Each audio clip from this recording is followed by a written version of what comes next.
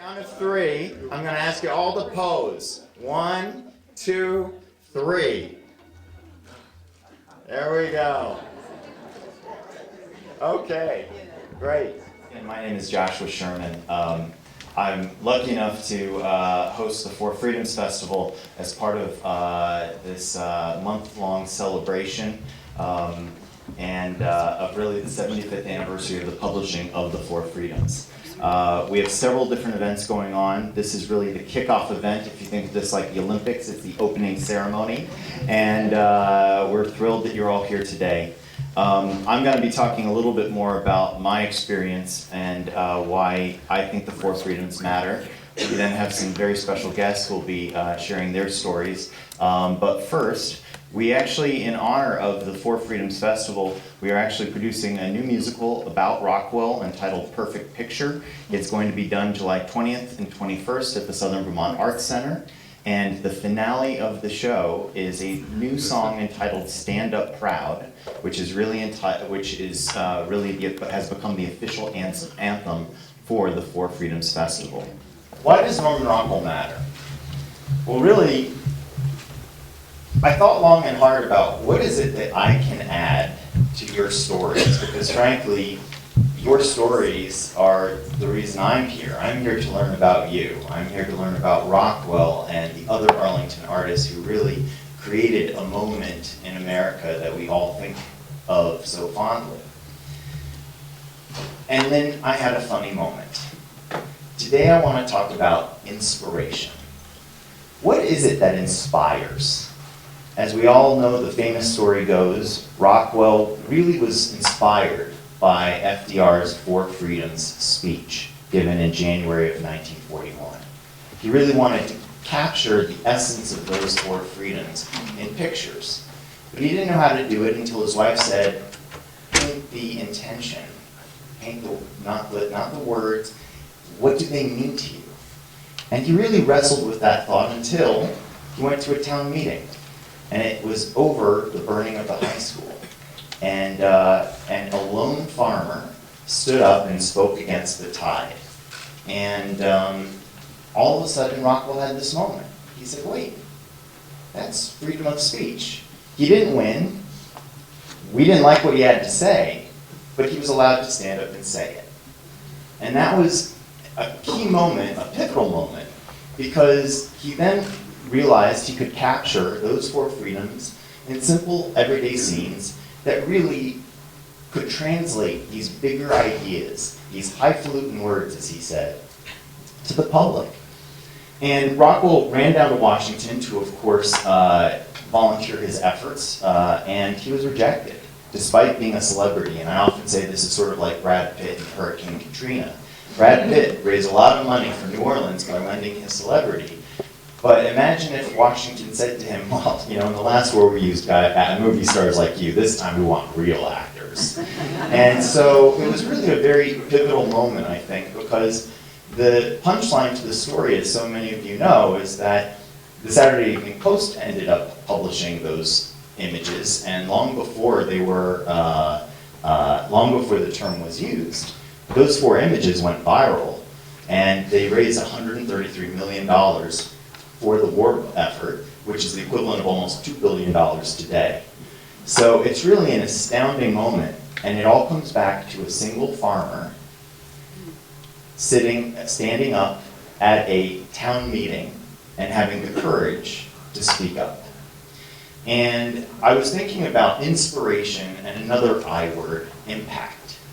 That one of the challenges in 2018 is that people have forgotten that words and actions have impact, and that you never can predict how you or your actions will inspire somebody else.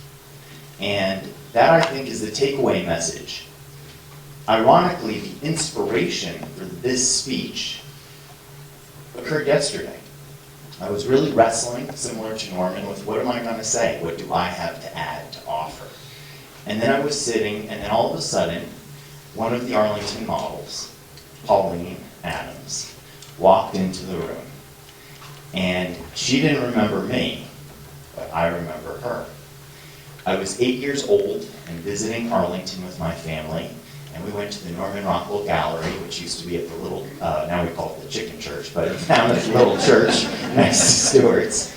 And we walked in as a family, me, my sister, my mom, and my dad.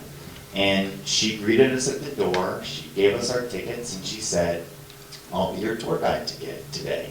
She said, "You see that little girl in the picture? That's me. You see that little boy? That's my brother." And she said, Norman Rockwell captured a moment in time because he used his neighbors as his models. Well, she doesn't know it, but that actually sent us on our family adventure that has really taken us across time and space to so many different people and moments, because I became a huge fan of Norman Rockwell's work. As an 8-year-old boy, I already knew Thomas Rockwell's How to Eat Fried Worms. So I always call him the Judy Blume for boys.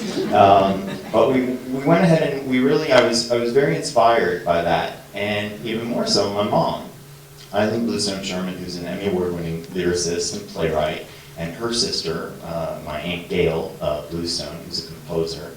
The two of them decided to write a musical about Norman Rockwell. And because of that, it has been a project that's been developed over the years with tons of Broadway stars and different talents and different friends who we've met along the way. And when I saw Pauline yesterday, my comment was, "You have no idea the impact that you had on me and my family." And so this is actually dedicated to you as a thank you, because similar to Mr. Edgerton, who had the courage to stand up at a town hall meeting, and he never could have predicted that that moment in time would have inspired so much more than that. Pauline greeting me at the door and introducing me to Rockwell, she never could have predicted how it affected our lives. And so this is really a thank you and a reminder that every person we meet, every moment we have, is really an opportunity to both inspire and make impact. So thank you for being here. Thank you for being part of the Fort Freedoms Festival. It's really very special. I've been excited for this moment and excited to look out at your smiling faces. Anyways, today we have a really special program for you. I think up next is Don Tracty Jr. Is Don here? Right behind. I'm right here. Oh, you're right there. Okay, well, thank you very much. So, I picked the best picture that I could find that gives kind of a serene look for Arlington. Actually, this is looking from West Arlington up to Sandgate Valley. Some of you will recognize that that's the backside of Equinox, right there. Red Mountain is over here, Minister Hill and Sandgate. And Floyd Bentley's little farm right there. And I know a lot of models will recognize Floyd. And the point of this picture, however, is in one of the most tumultuous times in the history of America and the whole world. So from 1938 to 1945, let's just focus on that period of time. And I think it's pivotal in America just as much as it is the Revolutionary War, the Civil War, in this particular period of our history. So we're really celebrating the 75th anniversary of the Four Freedoms paintings. And of course the freedom of speech, freedom of religion, freedom from want, and freedom from fear. Now, I'll talk in a minute about how we recognize these things that are very familiar to us and familiar as little kids on the playground. They kind of contracted this stuff, and kids would run around and say, "It's a free country." But it's a little deeper than that. Now, these paintings, I say, were born of three tragedies. So this is, in a sense, a tragic show, but I think it'll all pull together here in a minute.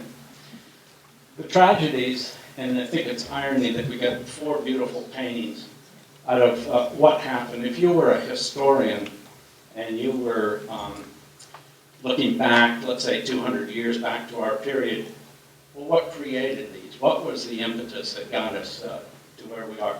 Well, a major war was taking place in that period of time.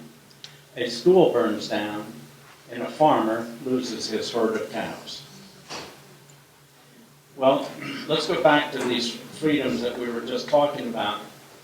Benjamin Franklin was born in 1706. He worked for his brother, and his brother was a printer. And he grew up in Boston.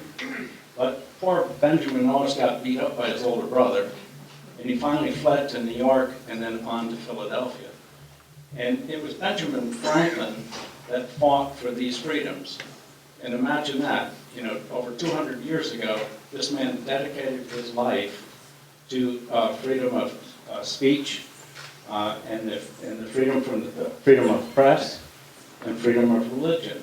And those things, this man actually signed the Declaration of Independence 242 years and 3 days ago. Now, when he was in Philadelphia, he produced what was called the Pennsylvania Gazette. Now, you just didn't run down the street and buy a printing press and get in the printing business. It was against the law. The British Crown prohibited freedom of the press. And so it's fitting that our Saturday Evening Post magazine recognized that, and they always claim the roots going back to Benjamin Franklin. Well, I don't know the exchange of this Gazette, but by 1891, Cyrus Curtis was a tycoon in the publishing business, and he purchased the rights to the Post. A few years later, in 1899, George Horace Lorimer became the editor-in-chief of the magazine. And George ran this with an iron fist, from cover to cover. If you were an artist, an illustrator, if you were a comic cartoonist, if you were a writer and illustrated works within the writings, the advertising, everything. And so it was George that really ran it and ran the success of the magazine. He built it into one of the most influential and highly circulated magazines of its time during the period of the 1900s into the 1930s.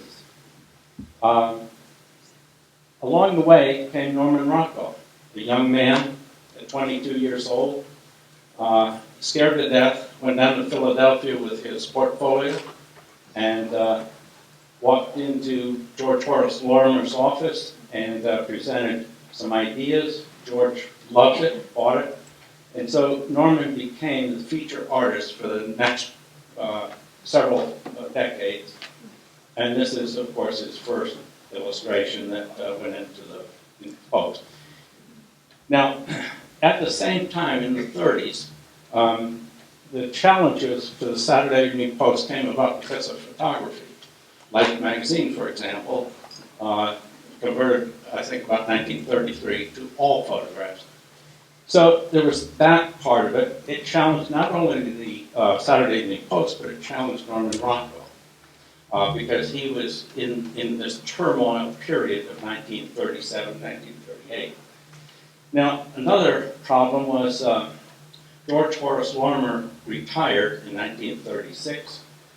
A man named Wesley Stout became the new editor, and he was in total conflict with Norman. He was, quite frankly, a pain in the neck. Norman would present something, and Wesley Stout would say, well, let's change the shoes to black.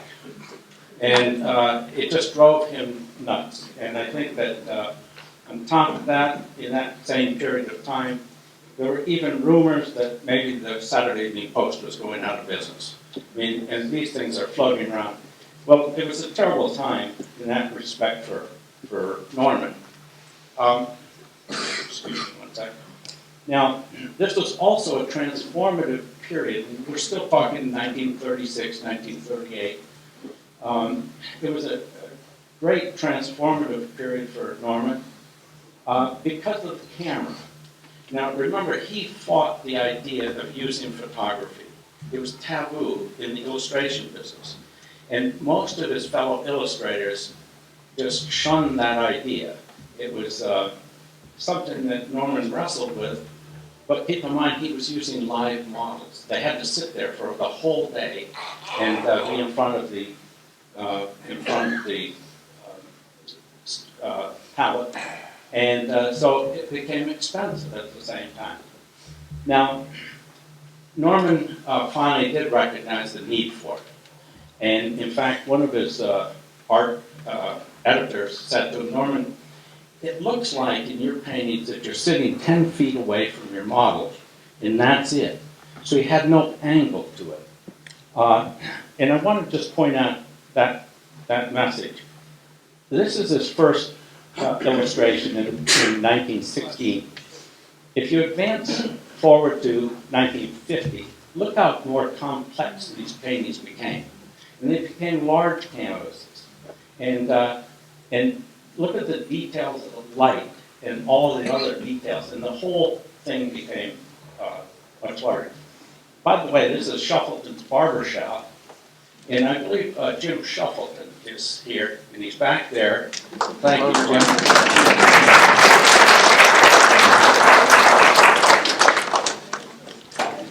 Jim, you're the, Rob Shuffleton was your great uncle. Correct. Okay.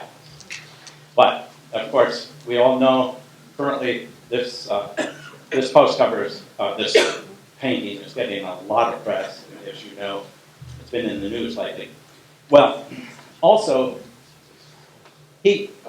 Norman was able to now capture other details, other angles. You see, it wasn't just straight on.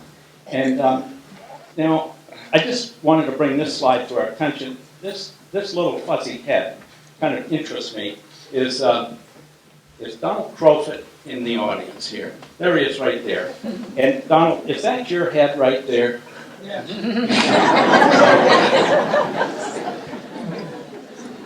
The point of this is, this was a transformative time for Norman, as well as for the country, as well as for the world. And the quote from Norman is, "I no longer needed professional models." So imagine now, this is before he came to Arlington, but you see that the playing field is starting to play a part here in that he didn't need these professional costumes and models. However, he'd been painting covers for 22 years. He was at the top of his game. He's still a young man. He was recognized around the world. He traveled a great deal. But at the same time, I think the fight with the change of the Saturday Evening Post, it brought about this period of a sense of insecurity for Norman. And I think that I don't think he really understood the turmoil he was in. There were changes happening to him at the time, good changes, but I think it must have been emotional for him. And I could quote here, "If a cover was unpopular, his work was saggy. He had a fear of being dropped from the post." You can imagine, 22 years at the top of your game, and he still had that sense of insecurity. He says here, "I felt like a part of my life had ended." Well, off to Europe. Quite often, Norman would take his family, and he gathered them up in 1938, in the summer of 1938. They went to Europe. He wanted to go meet with some English illustrators, I think, to clear his mind, to clear the cobwebs out, maybe sort some things out. He needed a challenge. He was always looking for that challenge. However, he says in this book that he was taking bike rides in the country, and the thought came to him, maybe buy a farm. Now, in that book, he says that quite often his kids would ride on the handlebars of his bike. Now, is that true, Jarvis, that you were riding on the handlebars of the bike in England in 1938? No comment, right? And by the way, thank you for being here. This is Jarvis Rockwell. This is Norman Rockwell.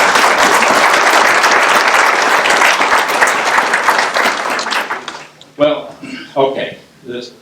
They got back from Europe in the summer of '38, and that's when Norman and Mary said, let's make a visit to Vermont. Let's check out farms.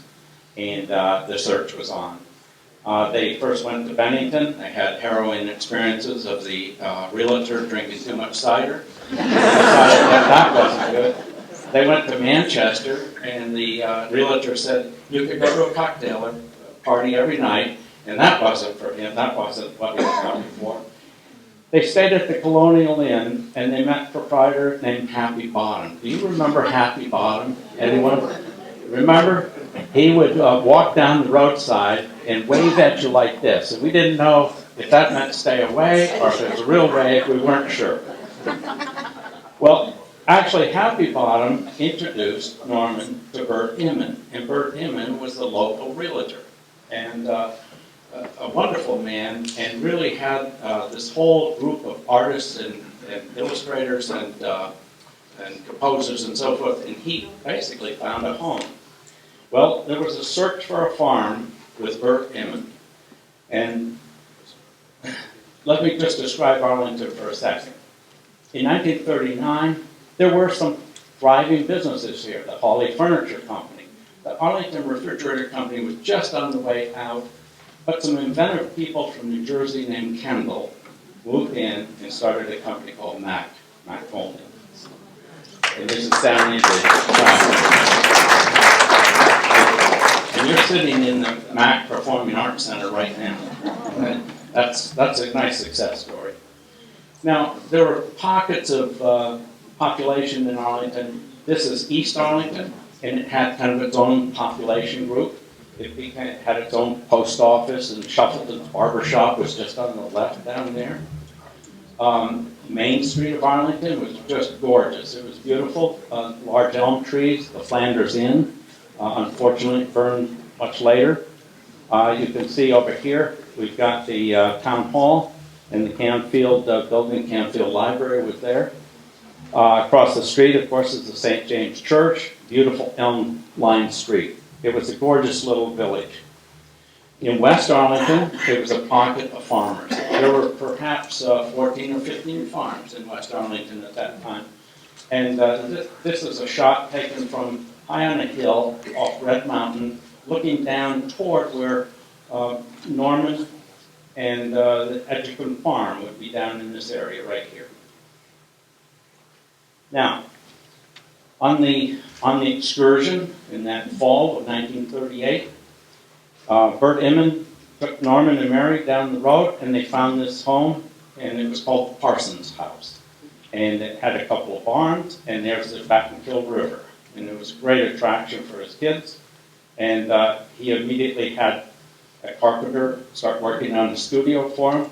And this was considered just a summer home. That was the only idea for this. He was going to go back to New Rochelle in the winter, but spend his summers up here. So they thought a great idea. Well, he got here, and all of a sudden, his whole life changed. Life in Arlington. And the quotes, I think, are wonderful. It was like living in another world, a more honest one somehow. He just could escape that New York group. He was on his, really in this element here. But even better, if Harvey McKee was taken sick, Jim Edgerton would do his milking. That's the kind of town that we lived in. And I think that legacy is so important for understanding Arlington and understanding Norman Rockwell. He says, I met 100 or 200 people I wanted to paint. Now imagine, a year before, he was discombobulated. He didn't know where he was going, what he was going to do. All of a sudden, this is a new challenge. Ideas were jumping in my brain like trout on the Battenkill at sunset. All of a sudden, it's just a brand new world for Norman. Now, that summer of '39, he produced his very first Saturday Evening Post cover, produced in Arlington, and Ruth McClenathan Skelly, and I believe Ruth is sitting right here with this. Thank you, Ruth.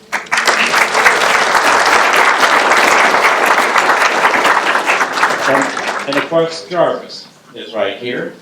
And and Winston Salter is no longer with us, but anyway, what an accomplishment. Well, what's interesting is that Norman really entered a period where other artists joined him. And it became a community of authors, artists, illustrators, cartoonists, and composers. And This is Meade Schaefer. He became one of the closest friends of Norman while he lived up here in Arlington. And Meade was a fabulous illustrator, but he was more a confident, a critic, and whatever Norman needed for his illustration. Of course, there's Norman. Gene Pelham became, he was a fabulous artist in his own right, but he became the photographer for Norman. And so it was, he was consumed with this work. They worked as a team. And you'll see, actually, in many of Norman's paintings, Gene will be in there. This is Jack Atherton, and he was a fabulous illustrator. I think I failed to mention in the Ben Franklin post cover in the beginning, it was Jack Atherton who did that, Ben Franklin. So it made that tie to those wonderful freedoms that we've been talking about. But it was Jack Atherton that did that, and he did it every January. He would publish a Ben Franklin image. George Hughes, another Saturday evening illustrator, and then my dad was the cartoonist of the group. But he joined the group much later, in 1950.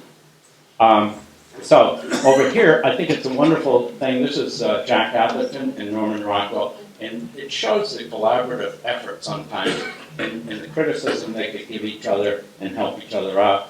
Another cartoonist is Vic Donahue. Vic was really, actually the best thing to do is sometimes go downhill and across the road to the Canfield Library, and we have a little exhibit of all of these illustrators, and I think you'll find it fun. It's open until August 15th, but don't delay, go down and see it. Now, the community just became this wonderful little village. However, this picture is taken much later than the period, this period that I'm telling you about. But it just shows how they worked together, and Proud loved it. Here they're doing a cartoon, kind of gagging it up. And here is Gene Pelham sitting across the board from Vic Donahue. It just shows how they all got together. Now, I said this was a tragedy story. Excuse me. And number one tragedy, let's get to it. The Edgerton farm in the spring of 1939. And what happened was Jim Edgerton lost all but one heifer to a disease called brucellosis. It's a bacterial disease that's contagious through unpasteurized milk and so forth. The state really clamped down hard on all the farmers. Now, imagine, first of all, the Edgerton farm just got electricity only 2 years before that. So imagine doing that hard work farming, and he was just building up his herd of cows, and he has this disaster. But more than that, his livelihood was lost. And this is still the Depression. This is, America was not out of our Depression. But one banker told me, he said, Don, Vermonters are all in depression forever. Now, to point out, though, Jim was on the school board in West Arlington. Actually, he even gave property to the Arlington district. And so he was very much in favor of education, but he was in a terrible fix. Tragedy number two. On a Saturday morning, November 9th, 1940, this school burned to the ground. And imagine it was deer hunting. I don't know if that had anything to do with it. The boys were probably off in the woods. I don't know that anyone knows what happened or how it started. But I do know through Donald Crowfoot that the kids then, grades 1 through 3, would go to another little schoolhouse, or not a schoolhouse, a personal, home, and then other grades, and they divvied it up all over town. So these different grades would go to different homes. But the following morning, of course, the school is down to the ground. And that's right here, and that's why we're celebrating today right here, because I think it's fitting to understand this part of the tragedy. Well, just a little over a month later, in January of 1941 now, the warning was, should we spend $115,000 for a new school building? And we kind of laugh at it today, but it was an enormous amount of money for the folks in Arlington. The discussion was led by John Canfield and Dr. Russell. Now, John Whalen was the moderator, and Mary Whalen has joined us too today. And Mary, would you take a bow? Mary's, not only was her dad, and he continued to be the moderator for years, and Mary's mother was the school board chairman, I believe. So they were in the mix. Well, as we've just heard, Jim Edgerton stood up and challenged the vote to build the new school. And remember his position in life, where he was. And not against schooling, but it was an enormous amount of money. They were worried about the taxes. But at that moment, that's when Rockwell observed the moment. Tragedy number 3. All of the rest of the world, while we have this beautiful, serene surroundings that you saw in the first picture, there were darkening days in Europe. And in March 1939, Hitler invaded Czechoslovakia. Now, the point of that is that led France and Great Britain into the war. They made the formal declaration against the Nazi regime in March 1939. 6 months later, Germany invades Poland, and now the game is on. By the following spring, there was the famous evacuation of Dunkirk, of British soldiers coming back to the British Isles. But look at what happened. In that year, in the spring and summer, surrenders. Denmark, Norway fell. Belgium fell in 2 days. Luxembourg, Netherlands, France. All of Europe was gone. And what do you think we might be fighting for, you see? And that's what we have to recognize. I think it was Roosevelt and Churchill had a lot of communication. And it really boiled down to what do we want to save in our life? And he presented the 4 freedoms. The first was the freedom of speech and expression everywhere in the world. The second was the freedom of every person to worship God in his own way. And I think that he expressed it clearly, and those became the foundation of our interest in why should we fight. And remember, America was still a neutral country. We didn't really want to get into the mix of the international affairs. Later that summer, in 1941, here's Churchill and Roosevelt together, and they produced the Atlantic Charter. So the combination of the Atlantic Charter and the 4 freedom speech made something to rally around. The Charter itself is an 8-point plan that gathered 26 other allied countries together, and were determined to defeat the enemy. Well, 3 months later, we're into it. The Japanese bombed Pearl Harbor in December of 1941, and immediately the United States makes the declaration of war against Japan and Germany. Now the whole world is aflame. Back home, Norman was still painting for the Saturday Evening Post. He still used his format of bringing humor. He found this young man, Bob Buck, down at the Square Dance in West Arlington, and young Bob Buck became his poster through the series here. Now, keep in mind, he was constrained by the political aspects of the Saturday Evening Post too, the editorialship. You know, he just couldn't blatantly paint anything he wanted. But he felt that this was a way to help in some way to rally. I just want to point out in this book, look at the difference in these post covers. Look at this, how they wrote the Saturday Evening Post. And then all of a sudden there's a change. You see the change in the Post masthead. We'll talk about that in a second. While he believed this, he didn't want to emphasize the horror side of war, but the Ordnance Department in Washington urged him to start painting posters. Well, somehow he wrangled a machine gun to get up here to Arlington so he could paint this thing. And I'm not sure of the model, but he ripped the shirt and he made it as graphic as possible. And to my knowledge, this is one of the few posters that ever came out that was this graphically described as the war. And there were two of them, backing him up and let's give him enough on time.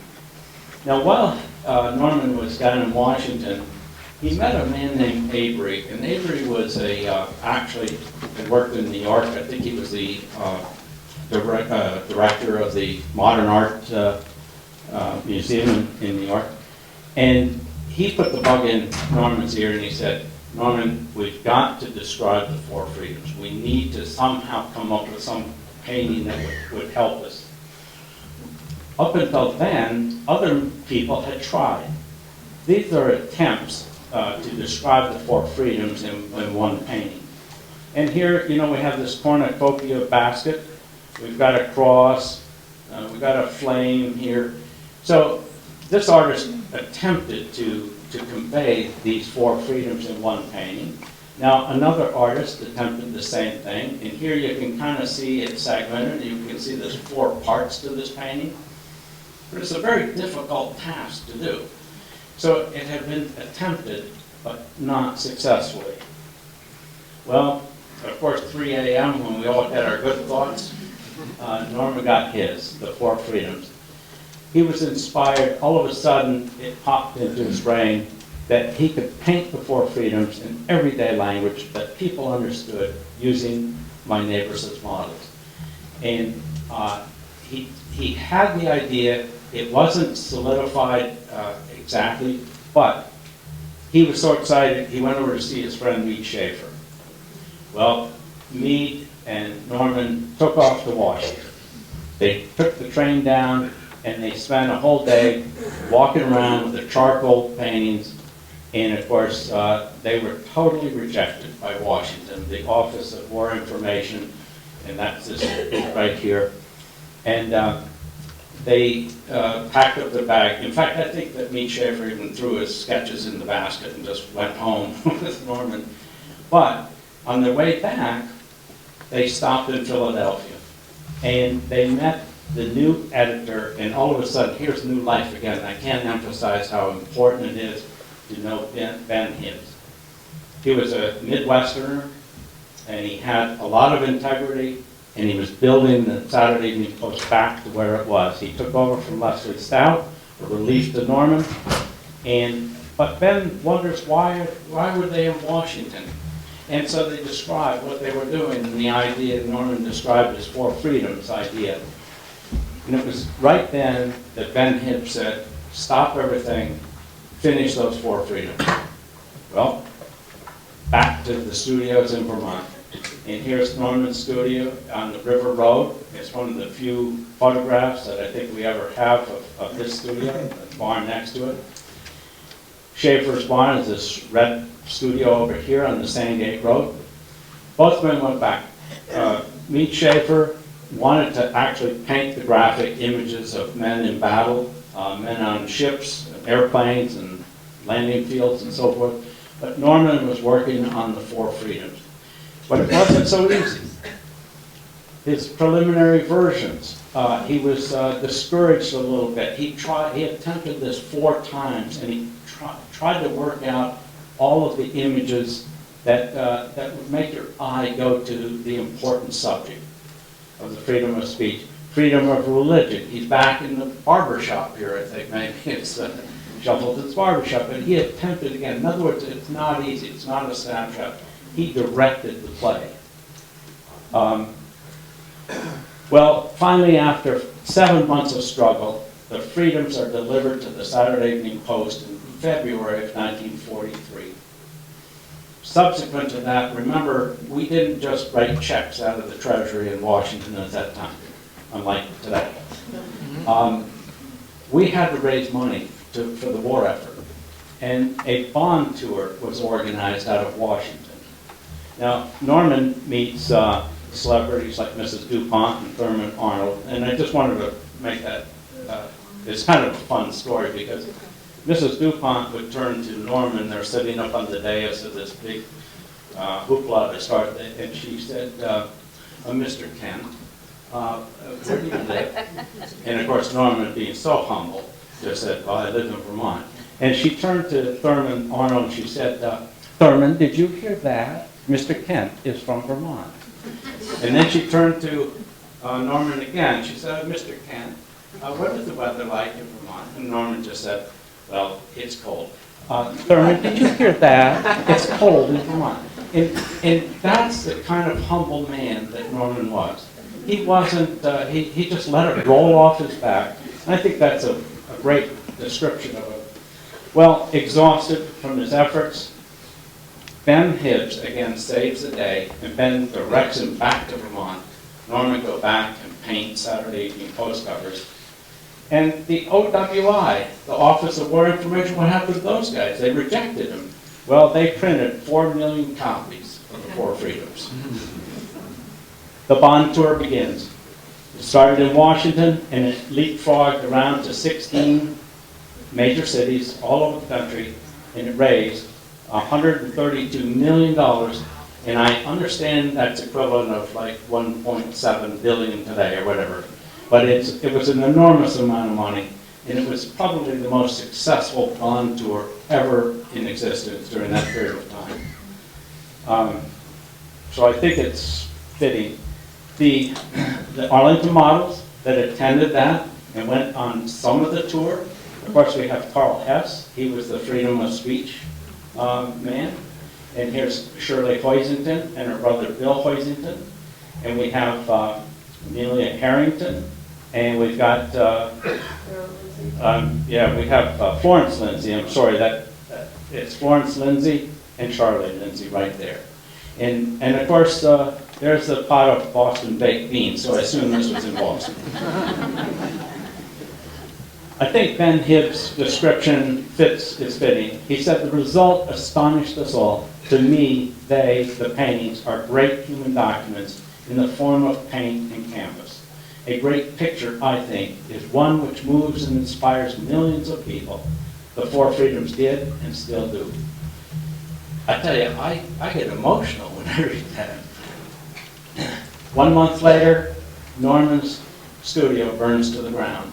He loses absolutely everything.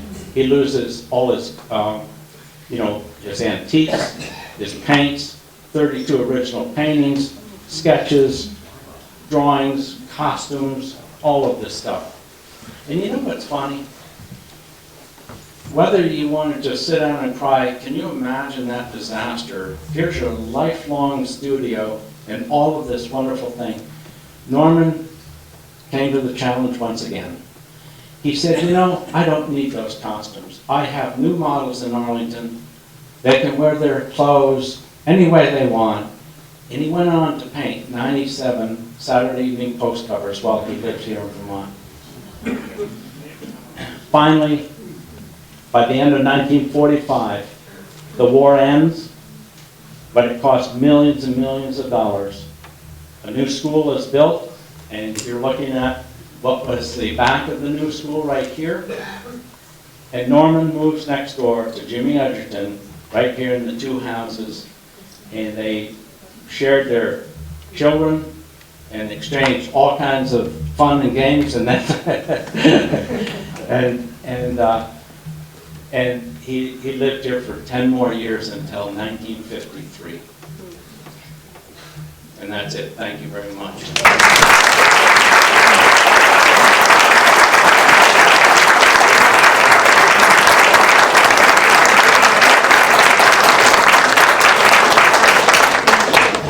Okay. Well, yes. Okay. Okay. Switch places. Now, I met a man recently, really had these books for a long time, and I decided to call up this man, Stuart Murray, and I had no idea of the extent of work that he's done. He's written almost 60 books, I believe. Stuart, I don't know where you are here, so help me out. Oh, there you are. Okay. And so correct me if I'm wrong. But I'm not going to delay it. A wonderful writer and his great description of Arlington, the Four Freedoms. But I asked the question, Why did you write the Four Freedoms 20 years ago? What inspired you? And I'd like Stuart to come up and tell us a little about that.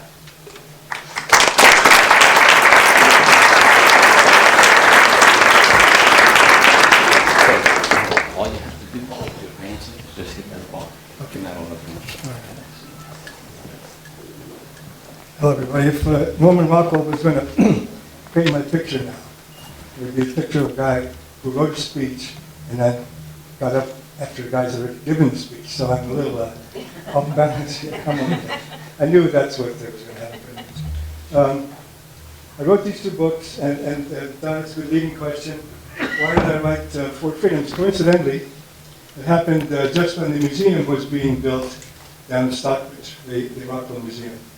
And I came up just by doing basic research, whatever it was on Rockwell. I realized this is the anniversary. I knew something about military history. This is the anniversary of those freedoms. Got in touch with the museum. They co-sponsored it, co-published it, and we got the book. And that's when I met Jim McCabe, who's from this community. He did the research. He was the curator on the new installation of those Four Freedoms. You can imagine the installation how it is now. That had to happen because of architects and all kinds of design, and also McCabe's research. That was the focus of the opening. That's also going to be the focus of the museum. Well, it was a great experience to do it, and I always had been a fan of Rockwell as a kid. I think I subscribed to the famous artist's Learn by Mail course that he had put his name on. And he had, in one ad, there was an illustration of a covered bridge from the side. And I drew that, and I put my own stuff on it, a little waterfall and so on, and framed it and gave it to my parents as a present, and I still have it. And somehow, in the course of doing this Rockwell book, I realized that looks an awful lot like the West Arlington Bridge. That's all it could have been. I tried to compare it the other day, and it doesn't look the same, but I like to still think that it's the same.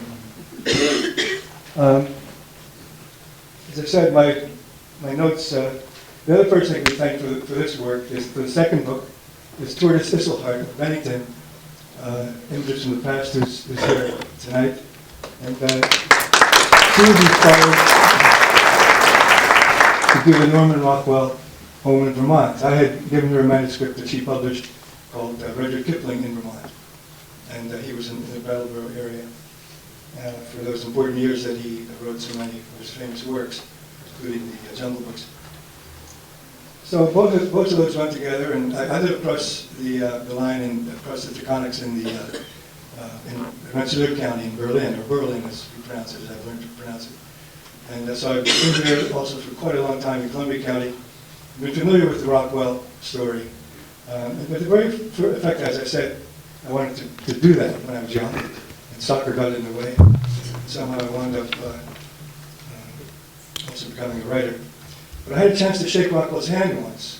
I had some people I knew down in Ankrum, Columbia County, and they knew him.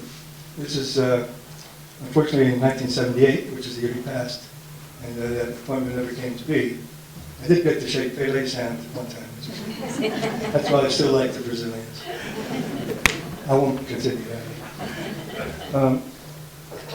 So also, it's nice to be here because the first talk I ever gave, organized by Tortoise, was in East Arlington with the at the library, and I was supposed to talk about this book. You can imagine when I got there. This is now in the late 90s, and I look out and I see a sea of gray hair. I'm now part of that sea of gray hair. And I said, I'm the last person in this room who should be giving this talk, and Rockwell in Arlington. So I got a laugh, everybody was nice and relaxed. I relaxed. And the talk was really something important for me. And one reason was, as I wrote more books and did more things on Rockwell through the museum, I gave a couple of talks, I should say. I got familiar with doing public speaking. I got an invitation to give the opening talk at the museum's Rockwell in Vermont show, and I accepted, thinking, okay, I kind of know what I'm doing. I don't have to work too hard on preparing the material. I kind of did. I did, but I didn't really get intense about it. I came to the museum on a beautiful summer's evening, early in the late 2000s. And I began to look around, and there was an awful lot of people there. I said, what's going on? I said, that's right, this is the opening to a show. A very important thing. And it began to dawn on me, this is where I was. And I wound up getting a place to sit down and just go through my notes again. I was ready. When I came out, I had this vision of, not quite as tight as this, but they'd open up the galleries and they had people everywhere. And I had this vision, when I think about it now, people hanging from the rafters. I don't think there's anybody who could do that.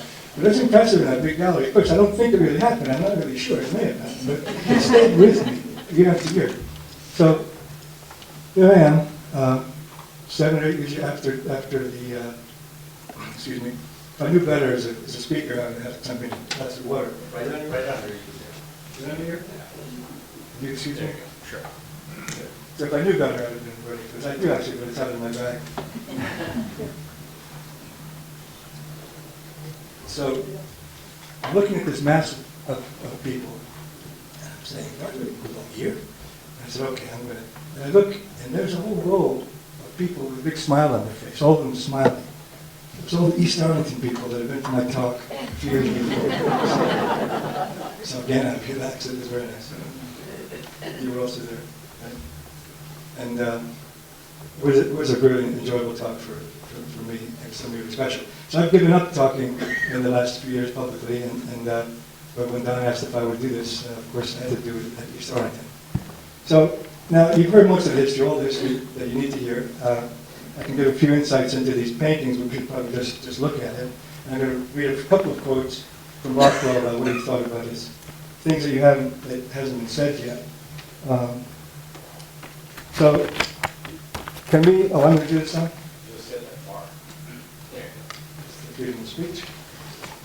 This is the first one Rockwell did. He had a very hard time with this. As the first one, but Rockwell had a hard time with everything he did. He's particularly crazy because he had a very short period of time to do it. And trying to wear these glasses. No choice. They'll keep falling off, so it'll be entertaining. Talking about his models, he says, my unfortunate practice of changing models in mid-picture is sometimes a source of trouble and embarrassment.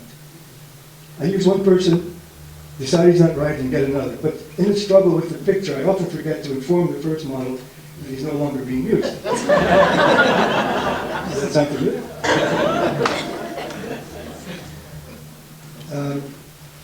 So he tells his friends, wait till you see me, I'm coming out in a post cover next month. Post cover next month, you watch for it. I'm the man holding the shovel. That's the quote. And then Rockwell says, then the cover appears. He's not on it and is quite understandably embarrassed. And sometimes the people who do appear on the cover are not very pleased with what I've made of them. If it doesn't look exactly like them, they and the neighbors consider the picture an absolute failure. A mustache added is a betrayal. In a small town, a picture is good if it's an exact portrait of the people who posed for it. Bad if it isn't. No one realizes that on a natural magazine, his faithful likeness is not important. It goes on like this. I had a whole bunch of stickers in here. I just pulled all out as I'm listening to this going, which is good for you.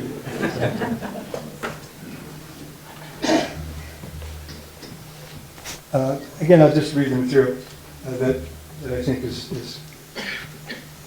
worth doing. With this picture, by the time he had worked out the final perspective, some of you may know this already, but I'll just set it up. Seen from a front bench, as if the viewer, by the time Rockwell worked out the final perspective, seen from a front bench, as if the viewer were turning and looking back up at the speaker, he had painted freedom of speech over on canvas 4 times. That means he also did the studies, and he did the charcoal, you know this one. And now he's just working on the first painting, and it's due to Franklin Delano Roosevelt's office in 5 or 6 months. And he has 3 more to do. So he succeeded with this after all of that, and he came out with the one that we know so well. And I'm sure you all know these people in the picture, or many of you know them. Does anybody want to comment on this for the audience? If you're thinking about this, you think should be said? I'll do that later. You're doing that, great. By comparison with the difficulties of creating freedom of speech and freedom of worship, Rockwell had very little trouble with the last two paintings.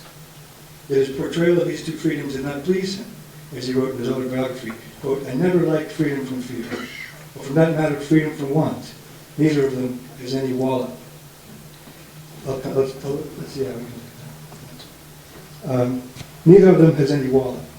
More than the painting's lack of wallet bothered him, however, there was a time when occupied Europe was suffering food shortages, and Rockwell thought freedom from want seemed to represent overabundance. I don't know about that. That's what he wrote. I mean, this is a beautiful scene, but we certainly don't see overabundance if we think of our own tables. And the United States was not suffering in those days, but he imagined a lot of people who were suffering would be looking at this. In fact, Turkey would indeed be in overabundance for many people in occupied Europe. And then he said, as for freedom of fear, he thought he had based it, quote, on a rather smug idea, close quotes, when London was being bombed night after night. And also, again, I don't agree with him, he's captured something that we all can understand. And the newspaper has a headline on it about cities being bombed, and the Bennington Banner mocked up a cover for him.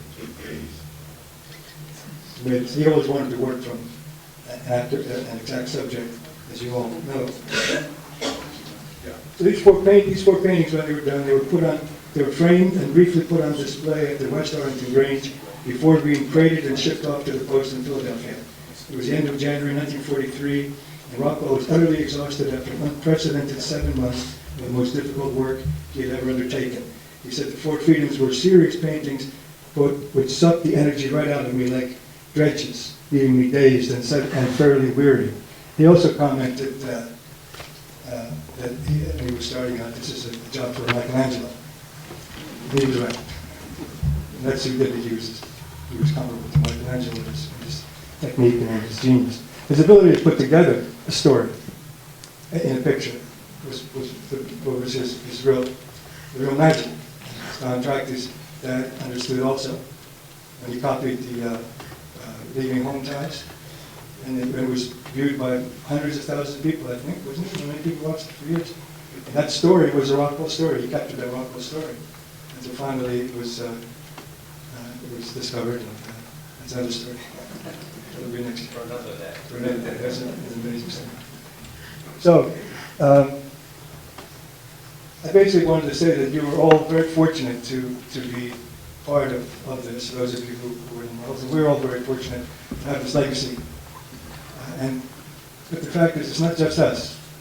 As I think you know, it's not just Americans. I'm a Scotsman by birth. I'm over when I was 8 years old, raised in New Jersey, North Jersey.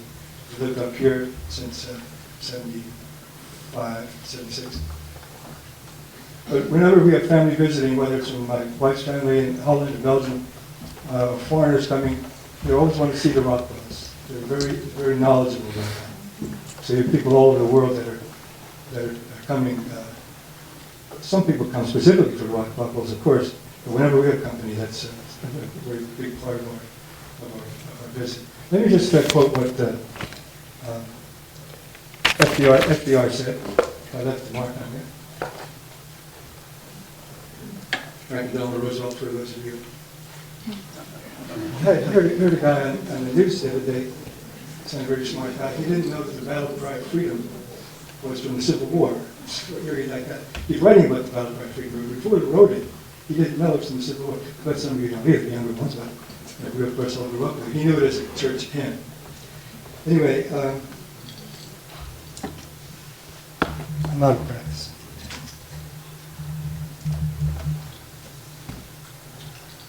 So Roosevelt said in a letter thanking Rockwell, they tell me that you made use of your neighbors at Arlington, Vermont, excuse me, as models for the intensely human and very American people in the paintings.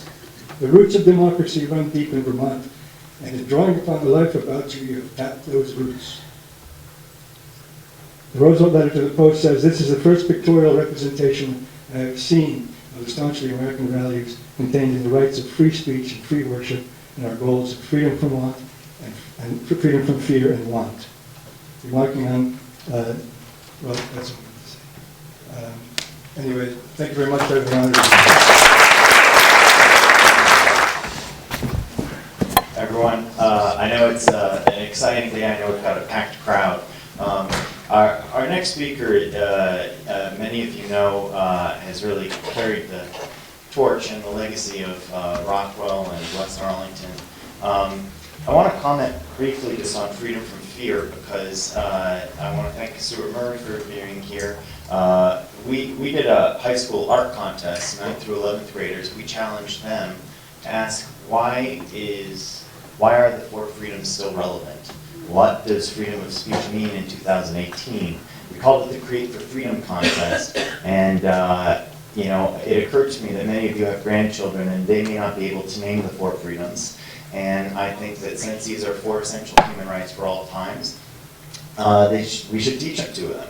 So we did it through art and poetry, and what was fascinating was that freedom from fear was by far the freedom that most of our high schoolers responded to, both in art and poetry. There were some people who did entries for freedom of religion and for freedom of speech, but freedom from fear is the thing that resonates in our world today. And I think that's very telling. And so I don't think this painting is smug at all. I think that this 75 years later, it's still the one that resonates. So anyways, without further ado, I'd like to introduce our next speaker. Please come on up. So we've got, well, I don't know if we're on first name basis yet, but Mr. Edgerton, come on up.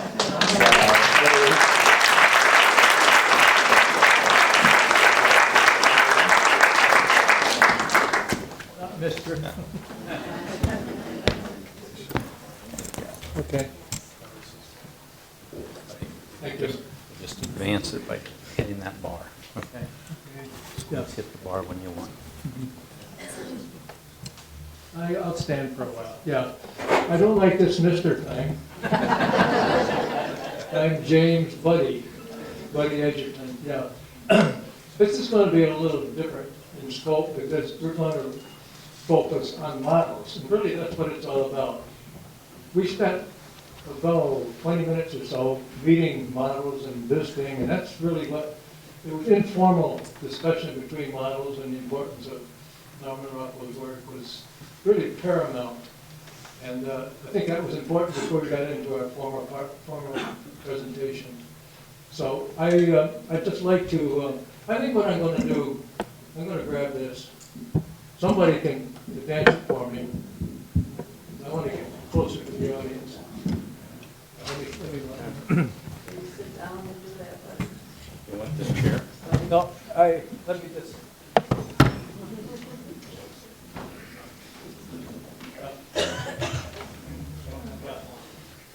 I'd like to get closer to the audience.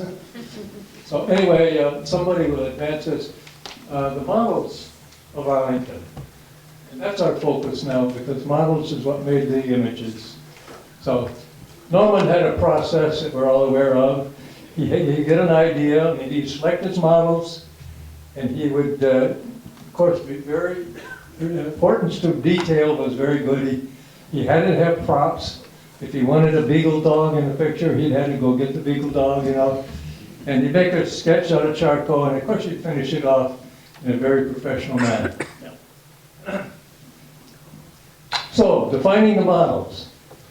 I think it's important that we define models, because I know Don referred to what models were. We have models that went in the studio and modeled, and they were lucky enough to make the cut, and they were published. So everybody, when these posts come up, we're expecting to see their own images. Well, this is a model. And there's models that were cut, that never made the final copy. They were they were left on the cutting floor, I guess you might say. An example of this is my sister, Artis. And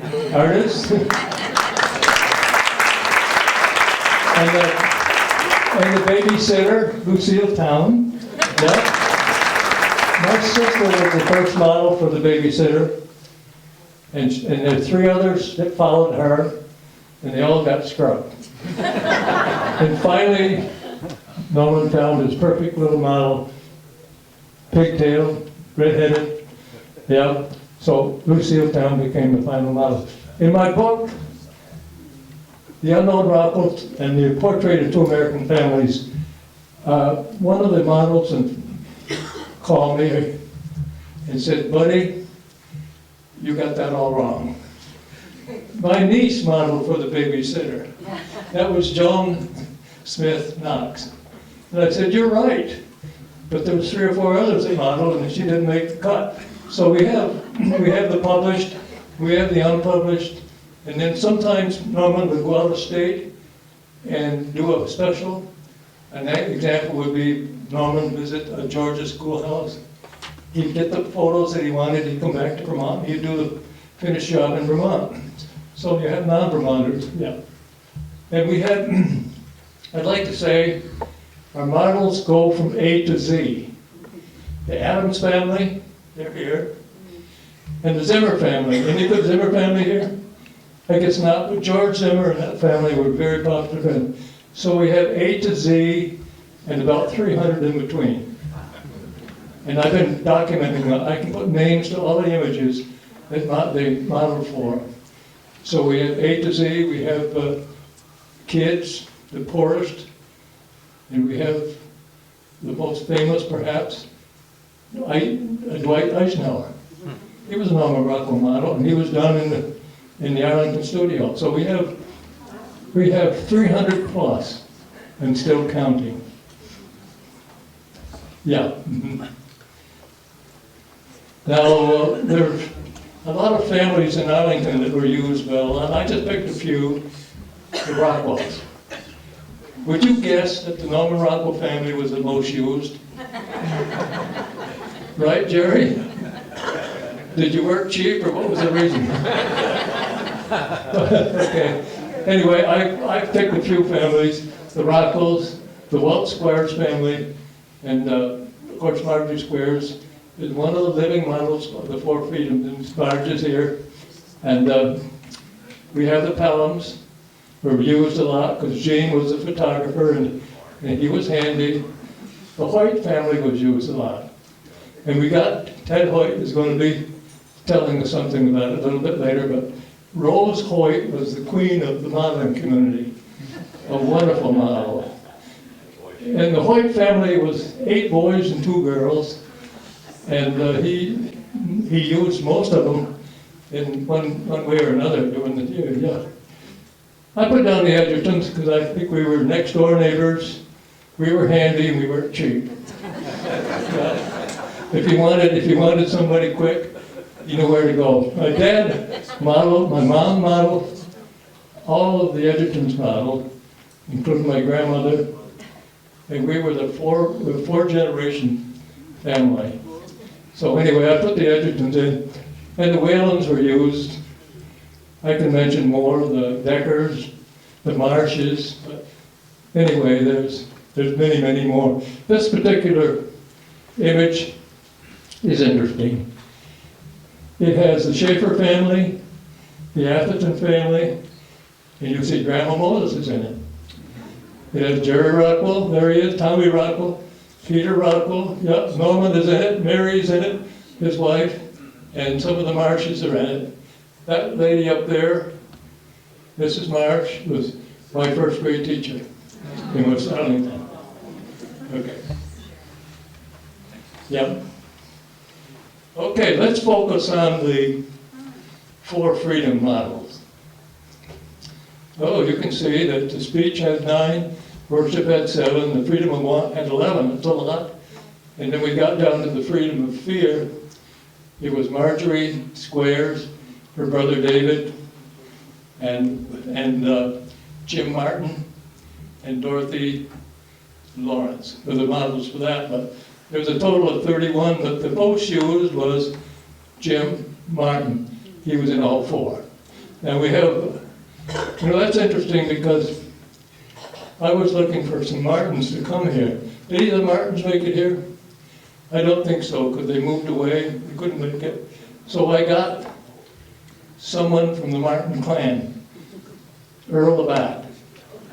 Is Earl here? He is. And Earl,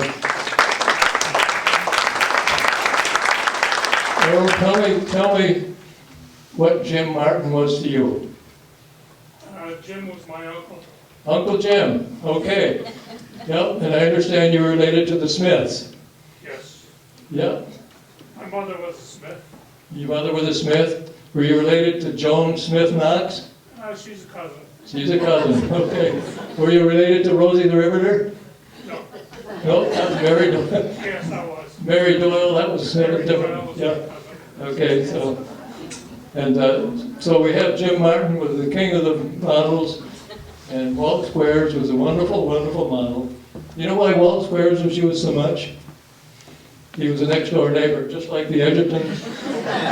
But he was a next neighbor to this first home up the Cottonkill Valley. And he was there when they renovated the farmhouse, because Cliff Wilcox, the contractor, and Walt Squares worked for Cliff Squares. So he was a carpenter that worked on his studio and renovations. And when his studio burned down, he had to build another one. Walt Squares was the builder. So Walt was very instrumental as a model throughout Norman's stay here in Vermont. Okay, I guess Don kind of mentioned that the artists in Vermont were kind of a special people. They stuck together and they helped each other. Well, the Schaefers and the Pelhams and the Athertons and the Hugheses and Tracty, Norman used all of these families in one way or another. You see the April Fool cover? That's Jack Atherton. The next cover is Clarence Decker. And who was doing the tattooing? Meade Schaefer. Yeah. You go up to the upper one, my dad is in there twice. My dad modeled for that. Gene Pelham is in that. I want to just point out that this came out, I think, in September of 1941. Is that right? 40. Yeah. They were just thinking about drafting in this country, conscription. You notice that Willie Gillis there carrying the food package. They didn't even have uniforms for our GIs at that point. And some of them are in khaki. Gene Pelham is in that. And the little girl down on the right, you know that one? That's Mary Whalen. And you know who's in the background, the principal?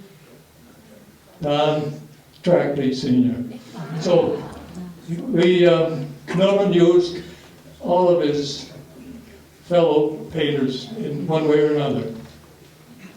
I just want to mention the one on the left, Gene Pelham, and the lady over in the white gown, Meade Schaefer's wife, and the gentleman that was victorious in that bout, Clarence Decker, and this was called the sharpshooter. Strictly a sharpshooter. It was not a post cover, but it's an illustration for a story within the post cover. And Norman Rockwell gave this original to the deer hunting camp, which he often attended. So that's kind of interesting. Yeah. 4-generation families. Well, who do you think might make the cut? There's just two. The Rockwell family, because there was Norman, there was Mary, and then there was Norman's mother, Nancy, and of course, Jerry and his brothers. And later on, of course, we had, they're having their own kids, so you see the Peter there and a couple of them. Peter, yep.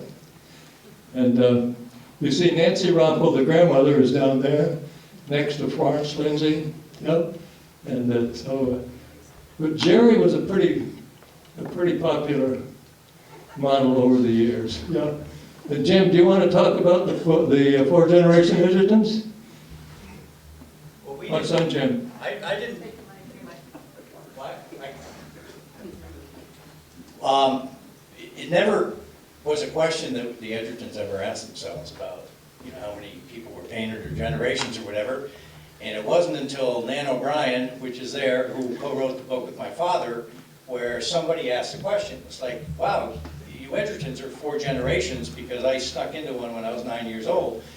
And I said, well, I don't know if there is another 4-generation modeling family. So I said, but I'll find out. So I sent an email down to the Rockwell Museum, and sure enough, I got an email back, and she said, you're in good company.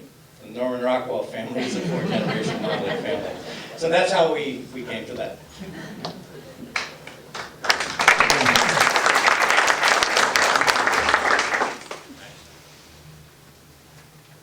Okay, the Edgertons, one of the 2 4-generation families.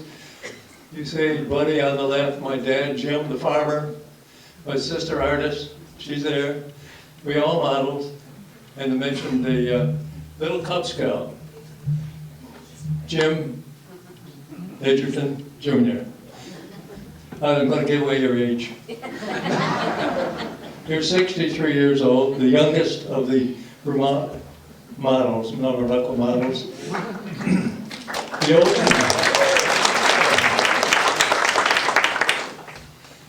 The oldest is Ruth Willis. She lives down in Melbourne, Florida. She couldn't make it. She's only 94. She's the oldest. And Lee Schaefer Goodfellow is 93. And she couldn't make it either. She's not here, I don't think. No, she's not here. But we're happy to have Ruth Skelly here. Ruth Skelly. 92. Yeah. And Irene Hoyt. Yeah. 91. 90, yeah. Mm-hmm. Yeah, so anyway, You've got a ways to go, buddy. I know. I'm 5th. I'm aiming to be the oldest. Okay. Okay, the favorites. This is a tough thing for me to identify, because Norman had a lot of favorites. He had old people favorites, and he had kid favorites, baby favorites, and farmer favorites. But I have picked 2, and I think I'm on pretty solid ground. Mary Whalen. And Mary was a wonderful model. She could act out what Norman wanted in the image. And Mary's here. Mary, can you stand up? Hey, Mary. Mary is the girl with a black eye. You remember? And Mary was the girl in the mirror. And she also was featured on the cover, The Day in the Life of a Little Girl.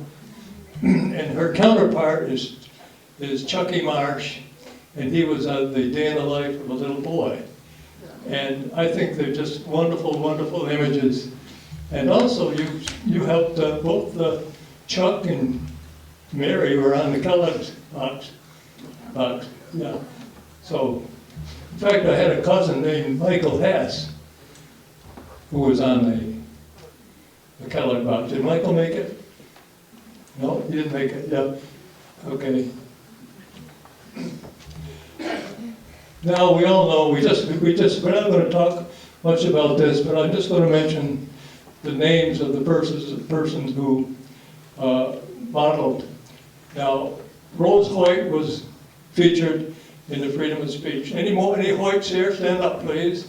There's Hoyt. Teddy, his wife. Yeah. Irene Hoyt. Yeah. And The baby. oh, the baby, Gene. Where are you, Gene? He was the baby in Rose's arms. Yeah.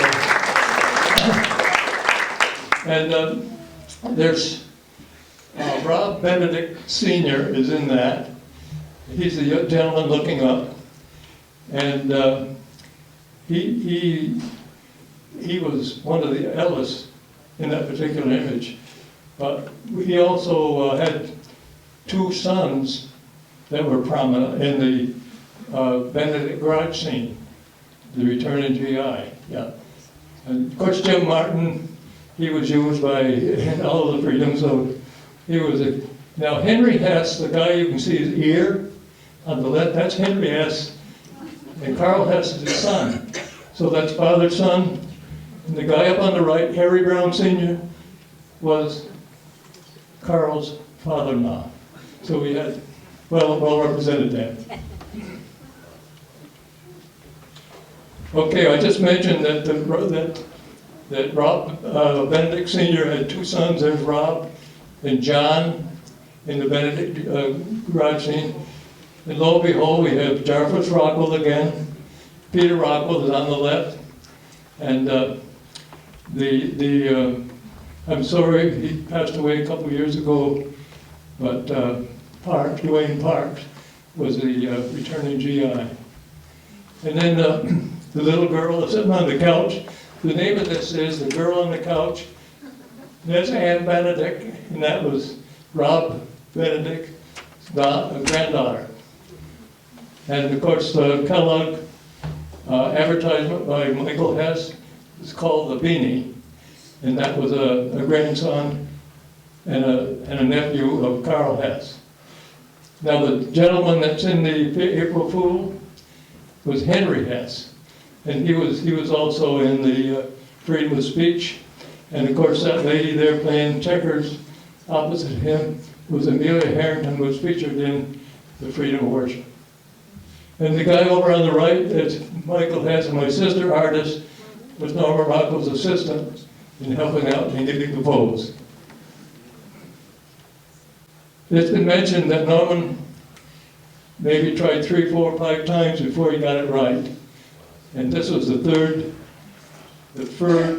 attempt at the freedom of worship. I've had people ask me, your dad stood up in the town meeting and had his say, why didn't Norman use your dad in the freedom of speech? I just say he was too handsome. I think that's a good statement. And I said that Norman had his vision of somebody who was Lincolnish. Doesn't that kind of remind you what Abe Lincoln would be doing, standing up and making his argument? Yeah. And of course, Rose Hoyt made the cut, Jim Martin made the cut, and Doc Russell didn't. And one of his best old folks is Harry McKee up there behind Doctor. Yeah, that's Harry McKee. Unfortunately, he died in 1943, and he was an outstanding model. And Maggie Buck didn't make the cut, and George Howard was also cut. Not everybody made the final cut, and they didn't find themselves in the final publication, which much to their disappointment. Now we go to freedom of worship, and again we got Rose Hoyt and Jim Martin. But we have a new face in there. Clarice Squires is in there, and that's mother of Marge Squires, who was with us. And we also have Amelia Harrington, and I'm going to ask Don Fisher's wife, who was a Secoy. Are you here, Sheila? Doris. What was his relation to you? Grandfather. Grandpa. Okay, that's Grandpa Secoy. Yeah. Yeah. Okay. I wasn't sure whether it's an uncle or a grandpa. Okay. Thank you. These are spin-off images from the Four Freedoms, and of course one of the most famous ones that I think that Norman did after he left Arlington was the Golden Rule of do unto others, and you'll see that right. That's there. Now, I modeled for the United Nations image, and a lot of our Arlington models were used in that, and they were cut. So the final images the Adams family was modeled for the initial United Nations, and their images were pronounced at in the final version of the Golden Rule. And Rose White made the cut. Rose always made the cut for some reason. She's terrific. And that little guy in her arms, who's he? Gene, yeah. You would be the youngest model, Gene, I think, unless Jim beat you out, because he went to Stockbridge to get the model. And you see Walt Squares there, modeling with Rose Hoyt. And the image on the left is the long shadow of Lincoln. It's my understanding that the art director had gone to Norman and said Carl Sandburg's prose, his poetry is a classic. Can you paint it? What he was trying to say. So this is his attempt to define what Carl Sandburg was saying with words.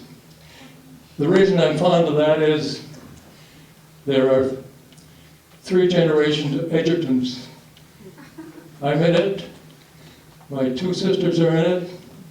We also have Jerry Rockwell and Tommy Rockwell are in it. Walt Squires is in it, one of his famous models. And of course, Walt was in 2 different of the freedoms. And the gentleman that's reaching his hand out, Jim Edgerton, the farmer that was talked about earlier. Yep. And of course, we have Grandpa Sequoia in there again. Okay. Freedom from want. 11 images. And I've got two folks, I don't know just where they are in the audience, but could you come up here? Both of you. I've got Lynn Curtis. Lynn Forrester. And Lynn Forrester and Lee Curtis. Come on up.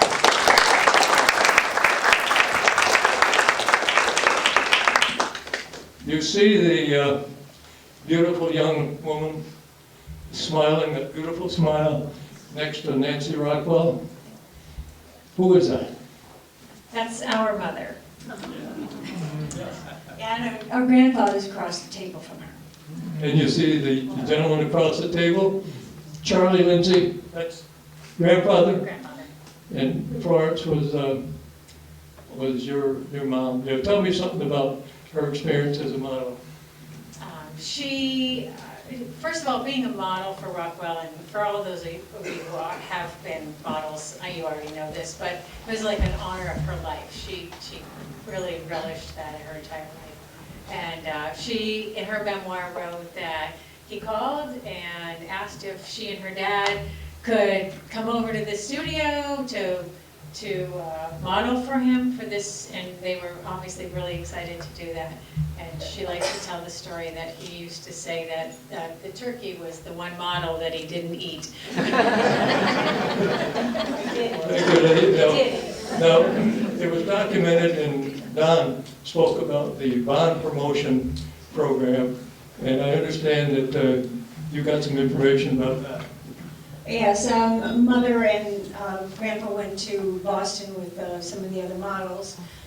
They took the train down to Boston, and the sale of the bonds was at the Filene's department store. That was a pretty big deal back then. So Mother always talked about that, and it was kind of interesting and kind of a prideful moment for her. So she was excited to be a part of that bond drive that sold $133 million.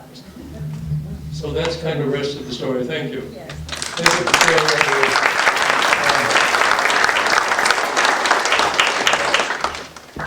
Yes. The Lindsay family is in 3 generations. 3, Grandpa, my mother, and our cousin Tim Lindsay. Oh, thank you for reminding me about that. Yeah, absolutely correct. The Lindsay family is a 3-generation modeling family. There was Grandpa Charles, Forrest Lindsay, and we'll get the next slide, please. And we'll see, you see that one up on the right? That is Timmy Lindsay. He's the third generation of the Lindsay family that modeled. So then congratulations on being a third generation. Yeah. And Master Brush there was in the Freedom from Want right there. And he, after that, he followed up as a post cover. The title of that is Facts of Life.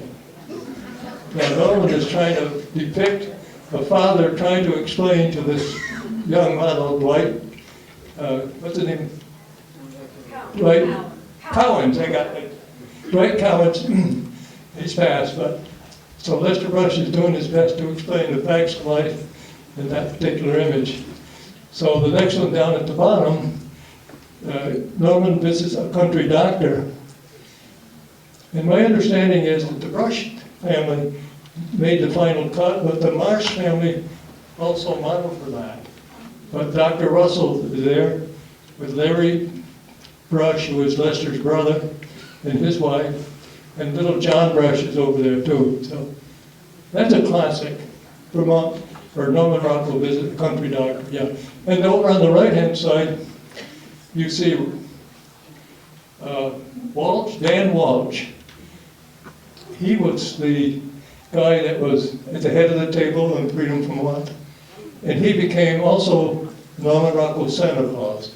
So every time he wanted a Santa Claus, that was Rob Welch. And you see, this title of this particular image is Santa on the Train.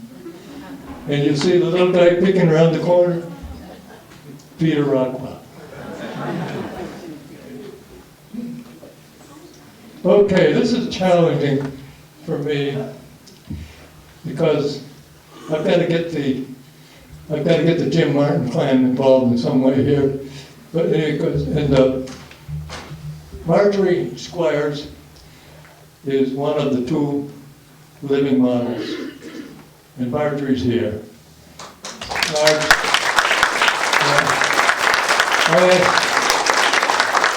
I asked Marge, was it difficult to model pretending you're asleep?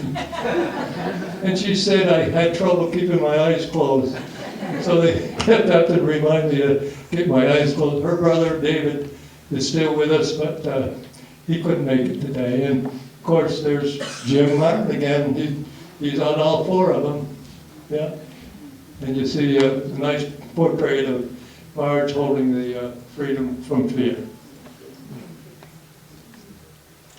Okay, the spin-off from Freedom from Fear. We can't avoid Rosie the Riveter. Jim Martin's relative, yeah. And then we have the cheerleaders. Joan Smith Knox up there. And there is an image on the lower right. Tell me about it, Earl Labatt. Earl, you want to tell us about that image? Well, I was probably 14 or 15 at the time. 14 or 15, yeah. And I was walking up the street going home. He took pictures of the girl who was, her name is Carolyn Rowell. And she has since moved away from Arlington. Yeah. Her name again, please? Carolyn Rowell. Yes, yeah, I have her catalog, yeah. Okay, thank you, Earl.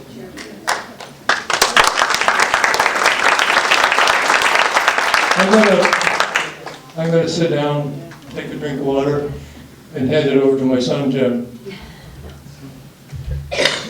This is an image that ended up in the book, and I always thought it was interesting that the Rockwells and the Edgertons became such close friends. You know, from Norman and Mary to my grandparents, and certainly my father and the kids. And what it says that you can't see in the thing here is that when Norman left West Arlington, the thing he regretted most was leaving Jim and Clara. And I just thought that was an interesting juxtaposed thing because, you know, Norman was well-traveled and Mary was a Stanford grad, and I think both of my grandparents went to the 8th grade. And yet, the friendship has endured until today. It's been a long one. Thank you. Thank you, Jim. We wanted to get the Hoyt family highlighted a bit. I got Ted Hoyt. Could you come up, Ted? I want to visit with you a bit. We know Rose Hoyt was the queen of Norman's models, and the Hoyt family modeled a lot. Did you model? I did, yes. I was on the shopping list. You weren't alone. A lot of people on it. Yeah. Need to tell me something about your mom and how she got to be such a fine model for the Four Freedoms.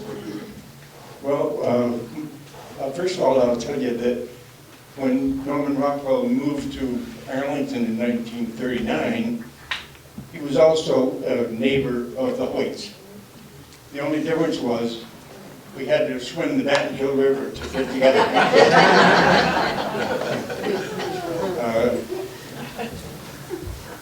My mother was a very loving person. I think all of you that knew her recognize that. She had 10 children, and she loved all of us. She treated us with every degree of exception that we wanted. We grew up a very happy family. My mother was musical. Probably not many people knew about it, but she played the organ. She also played the piano. So we had little sessions in life where we got together and had sing-alongs, especially when we had family gatherings with her native family, the Willises, because they were all musical. And I think all of them participated in the original shows that we had in Arlington, the minstrel shows. And I'm trying to think of all the little gimmicks that happened during the life of my mother. She lived to be 95, so she had many, many years of exposure to the wonderful things in Arlington, the life in Arlington. She taught everything she knew about Arlington to us. It was so wonderful just growing up in Arlington. I spent my life traveling after I become a professional engineer, and I never ran into a location that had the characteristics of Arlington. I appreciated it all my life, and I wish I could explain it all. It's just wonderful coming back and realizing that Arlington is different from the rest of the world.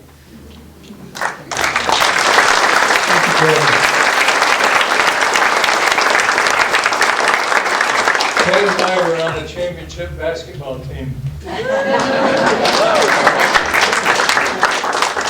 We were very fortunate. In 1947, I happened to be graduating that year. Bud was coming in the next year. And in 1943, the Arlington Lions, or the Arlington High School basketball team won the Vermont State Championship for our grade of school. And we're very proud of it. And if anybody wants to see us in action, I brought a number of pictures with me. And all of the paraphernalia that's on the 2 tables there belongs to myself and my daughter, Debbie, who's here. And you're welcome to look at it and have a few laughs or think about the past, what went on in Vermont. Thank you.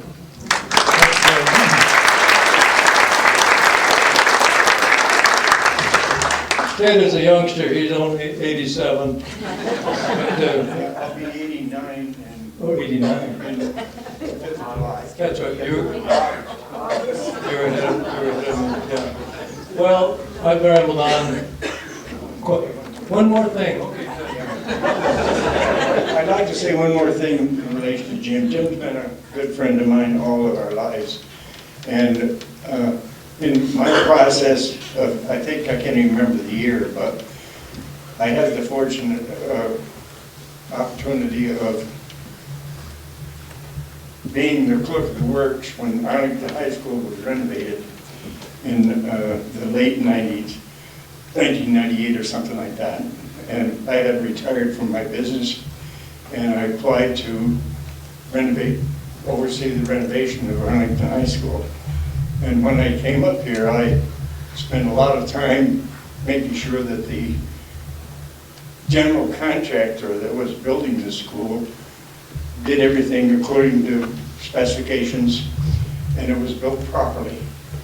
And in my process, I spent time looking into the cellars, into the attics. And one thing that happened to me that was very unusual was when I was in the upper part of the old gymnasium, which is now the library, on the third, I'm pretty sure the third truss, which makes for the roof, the frame of the roof, I saw a name and I walked over to it, or climbed actually, over to it, and it said, James Edgerton Sr., 1943.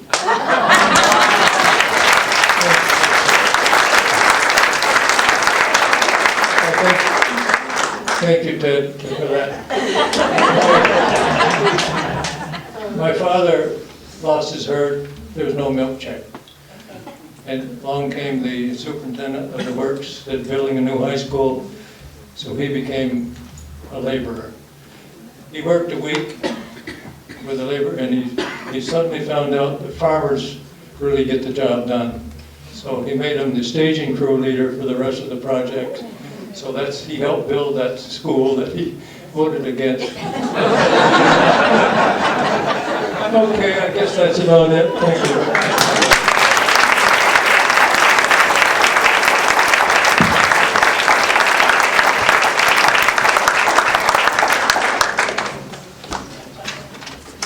Well, thank you again. I know this has been a long program.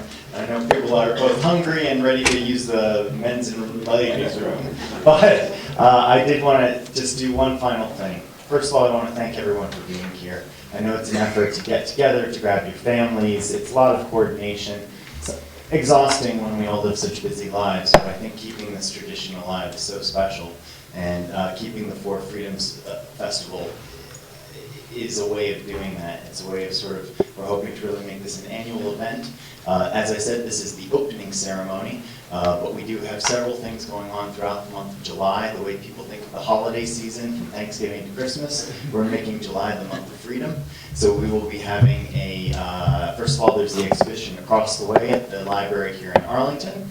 We're having an exhibition opening up on Friday the 13th at the Bennington Museum entitled Challenges for Freedom, inspired by Dorothy Canfield Fisher. It will be illustration art of all of the different Arlington artists, among others, and it really is focusing on a quote that she says, "The Vermont tradition grapples with the concept of individual liberty versus community responsibility." And so I think it's going to be a wonderful exhibition. And then we're going to be doing the actual festival weekend, the 20th, 21st, and 22nd. On the 20th, we're going to be doing a Ring for Freedom, where we're going to have throughout the state church and town bells ringing out for freedom for 4 minutes at 4 o'clock on Friday the 20th. So if any of you are bell ringers at your church, please go ahead and ring your bells.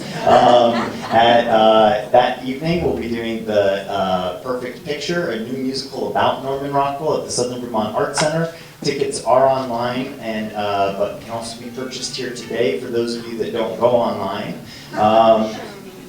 What do you say? And then we're doing on Saturday the 20th, 20th, 21st, yeah, 19th, 20th. On Saturday the 21st. That morning we're doing a tribute for freedom. So we're saluting all of those men and women who fought for freedom and the families who continue to fight for freedom.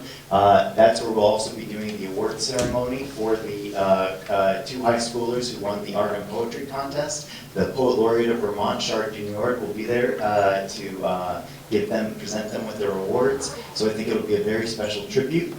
Once again, we've got the show Perfect Picture that afternoon and evening at the Southern Vermont Arts Center. And then on Sunday at the Rockwell property, we're actually going to be doing a interfaith ceremony and a food drive celebrating both freedom from want and freedom of religion at the Rockwell property.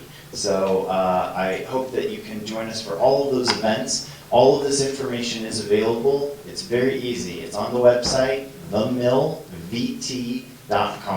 So for those of you who don't know, I actually purchased the old Candle Mill Village, remember Baker's Old Grist Mill, and we've actually created a nonprofit that is really a space for developing new works and preserving our heritage, and so a space for collaboration, and so the Mill is the host of the Four Freedoms Festival.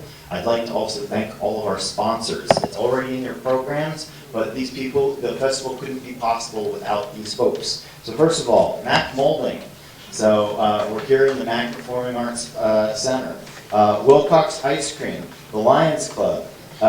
We have the Village Chocolatorium, the Shires of Vermont, the Bennington Museum, the Hampton Inn, Illustration House, the Manchester Library, the Arlington Martha Campfield Fisher Library, the or Martha Campfield Library, and then the Southern Vermont Arts Center. So I think I've gotten everyone, and most important, you'll see on the back, we couldn't have done this without all of the assistance from Manchester Life, Stratton Magazine, Mountain Media. They've really helped push all of this information out into the public. So we look forward to celebrating. As many of you, for the models in the room, and for those of you who have great stories about growing up in Arlington, we are putting together sort of an oral history. So if any of you would like to be a part of that, we'd love to actually capture that on video, and we can do that today or set up another time to meet. So with that, we're going to conclude with one last slideshow and song. Do we have that set up? Right behind me. Perfect. So this is the official anthem for the Four Freedoms Festival, Stand Up Proud, sung by Lilias White.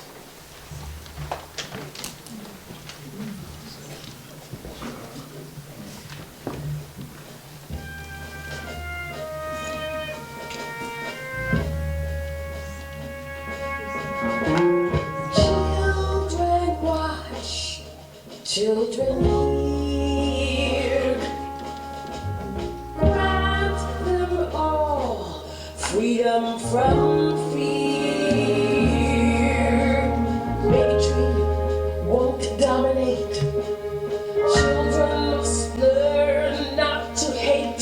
The world is theirs to make. Our actions do indeed for generations plant a seed. Make no mistake.